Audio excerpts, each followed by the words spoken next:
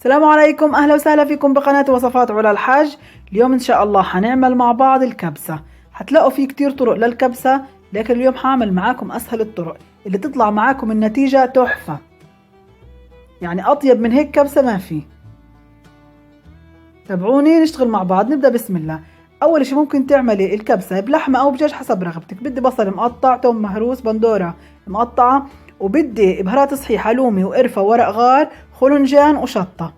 والبهارات هذا حطها بالمصفاية، عبارة عن كزبرة وهيل وقرنفل وفلفل أسود حاب وبهار بني، هدول للمصفاية.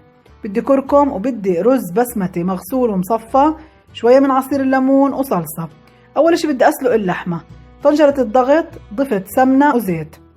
بدي أقلب البصلة والثوم والبهارات الصحيحة لحد ما تطلع ريحة البهارات الصحيحة.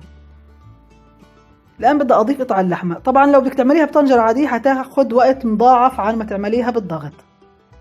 قلبت اللحمة. بدي أضيف قرن فلفل أخضر، بندورة، والصلصة، شوية من عصير الليمون والمية. بدي أضيف الكركم والمصفاية اللي حطيت فيها البهارات وأتركها لحد ما تستوي تماما بهالخليط المميز. الآن بطنجرة تانية ضفت سمنة وزيت. هي الزيت. وبدي أقلب الرز، بدي أقلبه كتير منيح. بضيف فلفل أسود، قرفة مطحونة، وهيل مطحون، وبقلبهم. اللحمة بعد ما استوت باخد منها البهارات اللي أنا حباها زي ما بتحبي، وبدي أعاير من المرقة تبعت اللحمة. طبعا بس بالنسبة للكبسة بالذات، يعني إذا أنت عاملة 4 كوبايات رز بدك تضيفي 7 كوبايات مرقة مش 8.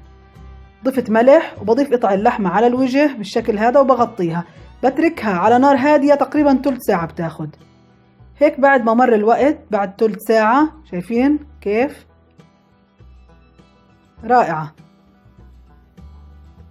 بطفي النار وبغطيها بفوطة وبتركها تتشرب ثلث ساعة لنص ساعة وبقدمها وبزينها بالزبيب وباللوز المقلي. وهيك بتكوني عملتي أسهل وأطيب وأروع كبسة. يا ريت تشيروا الفيديو عندكم حتى يشوفوا أكبر عدد من أصدقائكم. تنسوش اللايك والسبسكرايب للقناة. شكرا جدا لمتابعتكم، حياكم الله.